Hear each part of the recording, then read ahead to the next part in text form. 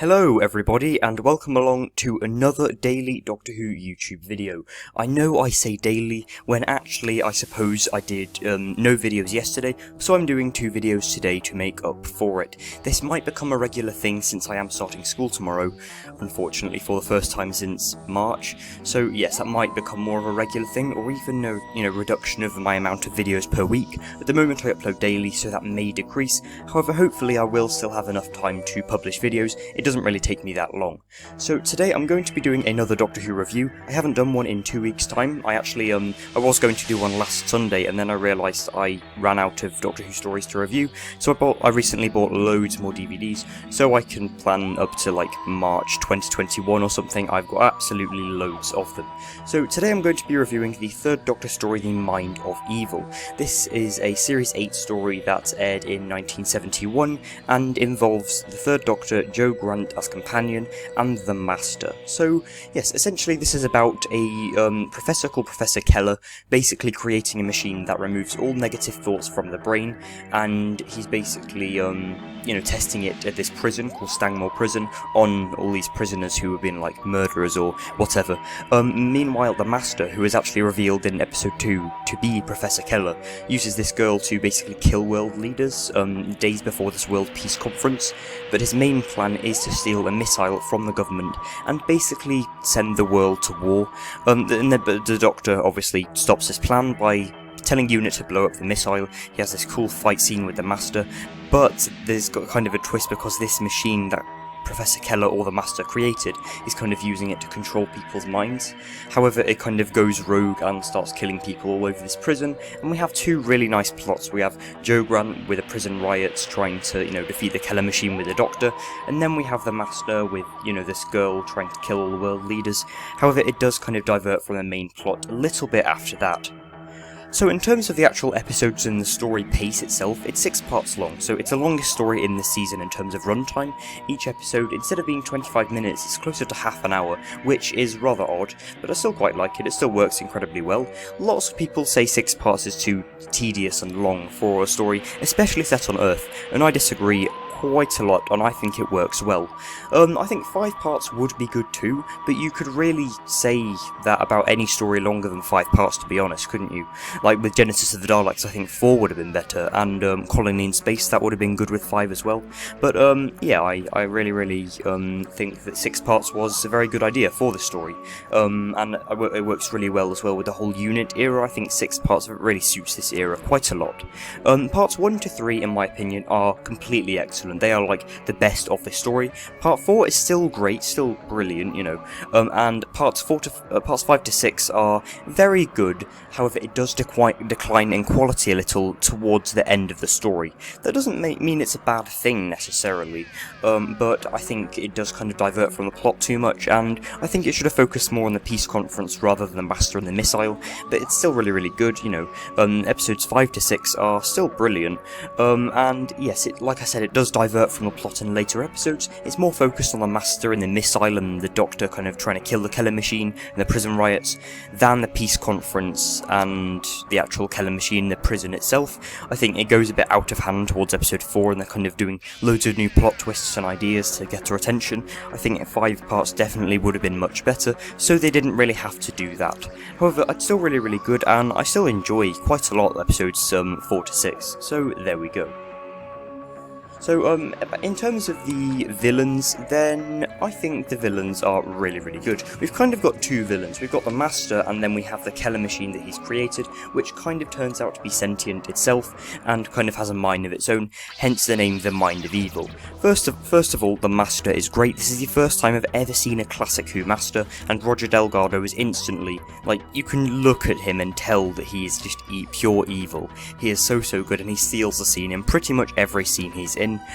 He's a really interesting character as well, because he's really evil, but he still works alongside the Doctor, like when they're planning to destroy the Keller machine, which is what I really like. They've got a very good kind of frenemy dynamic, and it works incredibly well, especially with this Doctor and this Master. I think Roger Delgado suits the 3rd Doctor more than any other Doctor, which is probably why, they actually appear together only. The 3rd Doctor doesn't encounter any other Master, and Roger Delgado's Master doesn't encounter any other Doctor, so, the kind of exclusive exclusively just them two.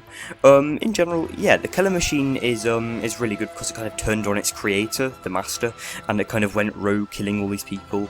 And I think its abilities are really good. We have all those really cool scenes where the colours kind of go inverted, and you know, the Killer Machine's like killing people by doing their worst fears. We have quite a few cliffhangers with the Killer Machine, you know, creating these dangers for people. We have, I'm pretty sure in episode 4 we have the Doctor, you know, hallucinating all these Daleks, and then in episode 1 we have him hallucinating fire.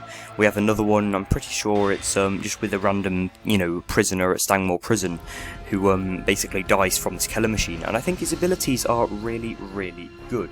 So yes, there we go. I think in terms of good things about the story, I'm trying to do 5 good things and 3 improvements that it could have done. Roger Delgado's Master is completely on point. He is an excellent villain, and I think he's just such a good Master. Like I said, he's probably my favourite incarnation of the Master, maybe besides Sacha Dhawan's Master, but even after just one story, you can instantly, you know, define him as the main Master. He's the original one. It's sort of got some interesting ideas and concepts as well with the Killer Machine. I don't think they utilise it to its fullest extent. I'll get onto that in a minute. But yeah, the Killer Machine is still really good. Its abilities are very well defined, and yes, I do like the scenes where it's like killing people with their worst fears. I think it's really good, and a very creative idea in terms of the writing of this. It also fleshes out Joe Grant's character a lot more. I've actually watched Terror of the Autons, and I wasn't that keen on her in Terror of the Autons. She just kind of, you know, they're just kind of reverting back to a standard classic Who, you know, 1960s, 1970s female companion, who's only really there for exposition and to scream when there's a villain. But so, yeah, I wasn't that keen on them kind of making Jo sort of that stereotypical female companion. However, they did change that quite a lot in this story. She even evades capture, you know, from a gun being held at her head. She actually kind of flips the tables on him, which I found very impressive.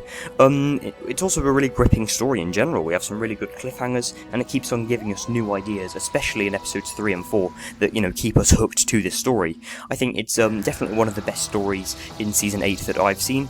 I've also seen Terror of the Autons and the Demons, and this is by far my favourite. Yeah, in general I think it's an underrated gem, to be honest.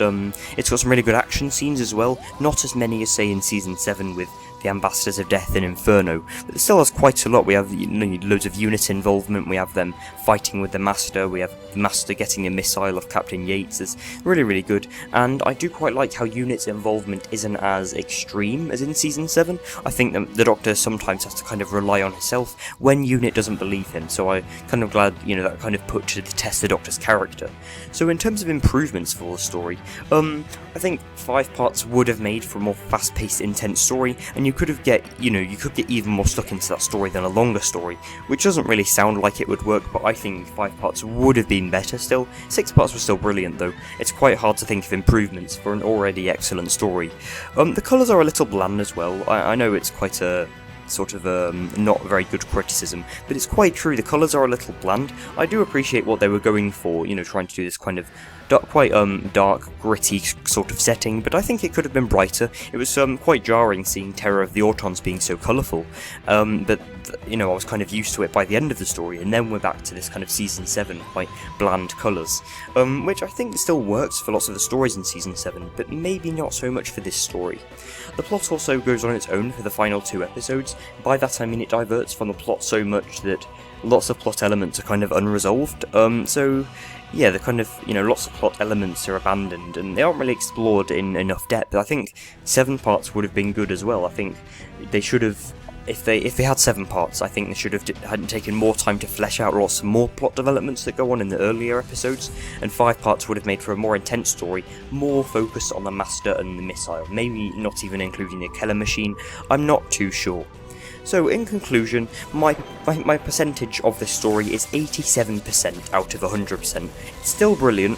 However, it could have, you know, there was a few minor improvements that would have boosted it up to the 90%. However, this is still really good. This, I gave the Demons an 83% and Terror of the Autons a 78%. That doesn't make them bad by any means, but I think this is definitely one of my favourites in Season 8. I don't think this even gets anywhere near any of the Season 7 stories, however. I really love Season 7. However, this is still an underrated story, to be honest. It's so underrated. I've really enjoyed all of this story. It was absolutely brilliant. brilliant, I really enjoyed watching it, I've really enjoyed recording this review, and I'm glad I'm talking about it, because I really, really love this story. So, I hope you've enjoyed this review, everybody. Like I said, feel free to subscribe to the channel if you enjoy my daily content, and like this video if you've enjoyed it. Also, comment down your opinions on this story if you've seen it. I think it's a very popular story among Doctor Who fans. It's not the most liked, but it's one of the kind of definitive unit stories of Doctor Who, so I can imagine lots of you watching this would have seen it, especially if you're watching a review video on it. And if you're watching this and debating whether to get the story or not, yes, get it on DVD. I've got it on DVD, and this is just a cropped image of the DVD. This is actually the cover art of it, and yeah, it's definitely worth a watch. So yeah, hope you enjoyed this review. Next time. So tomorrow I'm going to be doing a very exciting video. I'm going to be doing Chapter 1 of the Horror of Skaro. This is going to be the second story in my 12 story long fan series with the second Doctor and Jamie McCrimmon, two characters I've loved writing, and yeah, I'm really looking forward to record this story. So, I hope you enjoyed, and yeah, I'll see you then. Goodbye.